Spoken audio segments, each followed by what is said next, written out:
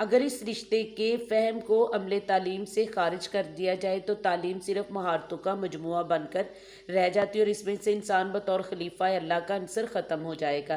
اس کے برعکس مغرب مادہ پرست معاشرے انسان کو ایک سماجی حیوان قرار دے کر اس کو بلند مقام سے نیچے لے آتے ہیں جو اللہ نے انسان کو تخلیق کے وقت دیا ہے۔ جب انسان کو سماجی حیوان قرار دیتے ہیں تو ہم انسان کا تعلق خالق کائنات سے کاٹ کر سماجی ضروریات سے جوڑ دیتے ہیں۔ یہی ضروریات ایک ایسے نظام تعلیم کو جنم دیتی ہیں جن کا مقصد فرد کی انفرادی اور اجتماعی ضروریات کی تکمیل ہے، جس سے فرد معاشی ضرورتوں کا غلام بن جاتا ہے اور اس منصب عہدے کو پہچاننے کے قابل نہیں رہتا جو خالق کائنات نے اسے دیا ہے۔ تو انسان جو ہے یہ زمین پر اللہ تعالیٰ کا نائب ہے۔ اسلامی نظام تعلیم کی روح سے انسان زمین پر اللہ تعالیٰ کا نائب اور خلیفہ ہے اور اس کے ذمے یہ ہے کہ وہ اللہ تعالیٰ کے احکامات کو زمین پر نافذ کرے۔ اگر خالق کائنات اور انسان کے اس رشتے کے کس کو عمل تعلیم سے خارج کر دیا جائے تو تعلیم محض مہارتوں کا مجموعہ بن کر رہ جائے گی۔ پھر تعلیم کا اصل مقصد جو ہے جو رضا الہی کا حصول ہے، معرفت الہی ہے، اطاعت الہی جیسے اعلیٰ ترین مقاصد جو ہیں وہ تعلیم سے ختم ہو جائیں گے اور تعلیم کا مقصد محض فرد کو چند ایسی مہارتیں سکھانا ہے جس کے نتیجے میں وہ اپنا روزگار کمانے کے قابل ہو سکے۔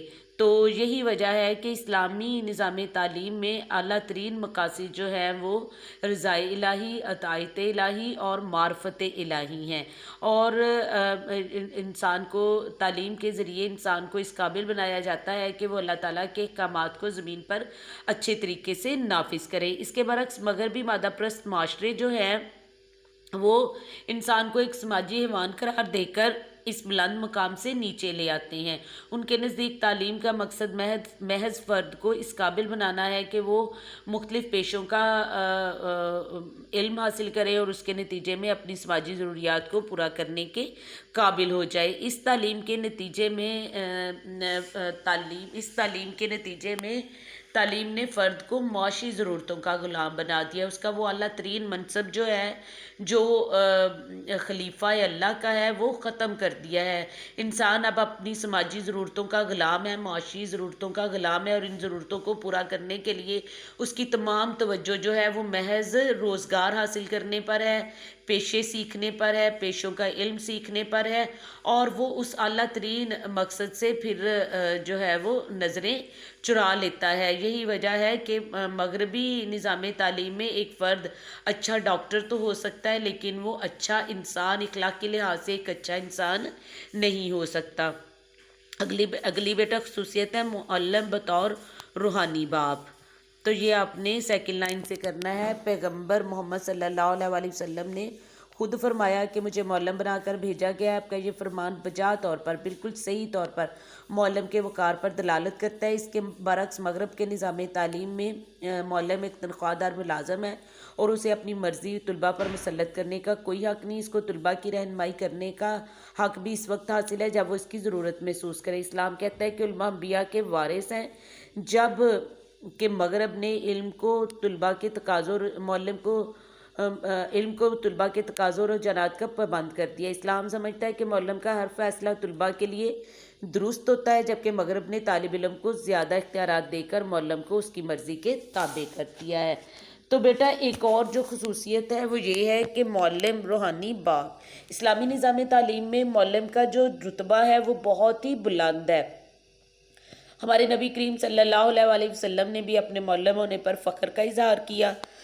اس کے ساتھ ساتھ انبیاء کے وارث جو ہیں وہ معلمین کو قرار دیا گیا۔ معلم جو ہے اسے روحانی باپ کا درجہ حاصل ہے اور معلم کو یہ حق حاصل ہے کہ وہ طلباء کی رہنمائی کرے اور جو طلباء کے لیے درست سمجھتا ہے وہ انہیں وہ مواد جو ہے وہ فراہم کرے، ان کی زندگی کے تجربات کی سمت کا تعین کرے، جبکہ مغرب نے معلم کو ایک تنخواہ دار ملازم بنا دیا ہے۔ مغرب کے نزدیک معلم جو ہے یہ بالکل ایسے ہی ملازم ہے جس طرح جوتوں کی فیکٹری میں کوئی کام کرتا ہے یا کپڑوں کی فیکٹری میں کام کرنے والا ملازم ہے جو تنخواہ لیتا ہے اور اپنا وقت جو ہے وہاں پر دیتا ہے۔ اس میں جو بلوز خدمت کا جذبہ جو ہے وہ ختم ہو جاتا ہے، وہ محض اپنی ذمہ داری پوری کرتا ہے، جبکہ اسلام کے نزدیک معلم جو ہے وہ ایک رہنما، ایک مشیر، ایک روحانی باپ ہے۔ تو اس طرح سے اس حوالے سے اسلامی نظام تعلیم کی یہ خوبی جو ہے اسے دیگر نظام تعلیم سے بالکل ممتاز کرتی ہے، علیحدہ کرتی ہے۔ اگلی خصوصیت جو ہے وہ ہے مسجد بطور مدرسہ۔ یہ آپ نے کرنی ہے تھرڈ لائن کے شروع سے کرنا ہے۔ مسجد کو بطور مدرسہ استعمال کرنے کے کئی اخلاقی اور روحانی فوائد ہیں جو کسی علیحدہ سے تعلیمی ادارے میں حاصل نہیں کیے جا سکتے۔ اور اس کے بعد آپ نے تھرڈ لاسٹ لائن سے کرنا ہے۔ اس کے برعکس دیگر نظام تعلیم میں عبادت گاہ کو بطور مدرسہ استعمال کرنے کی روایت نہیں، وہاں علیحدہ تعلیمی ادارے قائم کیے جاتے ہیں۔ ان عمارات میں درس و تدریس کے اگرچہ بہت سے فوائد ہیں، لیکن روحانی پاکیزگی کا وہ درجہ حاصل نہیں ہو سکتا جس کی امید مسجد بطور مدرسہ کے استعمال کی جا سکتی ہے۔ تو بیٹا اسلامی نظام تعلیم کی ایک اور خوبی یہ ہے کہ اسلام نے اپنے آغاز سے ہی مسجد کو بطور مدرسہ استعمال کرنے کی روایت جو ہے وہ قائم کی۔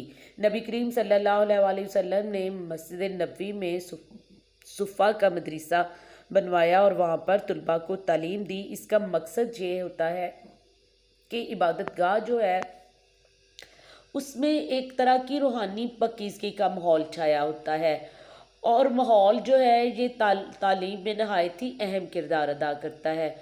مسجد کے روحانی پاکیزگی کے ماحول میں طالب علم جب تعلیم حاصل کرتا ہے تو وہ اس روحانی پاکیزگی کو اپنا لیتا ہے، وہ اخلاص نیت سے اپنی تمام صلاحیتوں کو بروئے کار لا کر تعلیم حاصل کرنے کی کوشش کرتا ہے، جبکہ اس کے برعکس دنیا کے دیگر تمام جو نظام تعلیم ہے ان میں عبادت گاہ کو بطور مدرسہ استعمال کرنے کی روایت جو ہے وہ موجود نہیں ہے، وہاں پر علیحدہ تعلیمی ادارے قائم کیے جاتے ہیں۔ یہی وجہ ہے کہ ان کے جو نظام تعلیم ہے اس میں روحانی پاکیزگی، اخلاقی اقدار کا وجود ہمیں نہیں ملتا، جبکہ اسلامی نظام تعلیم میں مسجد کو بطور مدرسہ استعمال کر کے ہمارے جو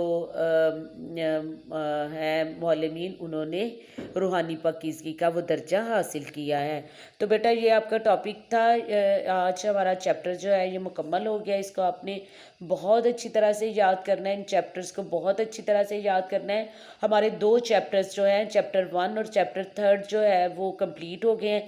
سیکنڈ چیپٹر جو فلسفہ کا چیپٹر ہے وہ میں نے آپ کو اس وقت پڑھانا ہے جب کالج میں کلاسز جو ہیں وہ سٹارٹ ہو جائیں گی، لیکن بیٹا یہ 2 چیپٹرز آپ نے بہت اچھی طرح سے یاد کرنے ہیں۔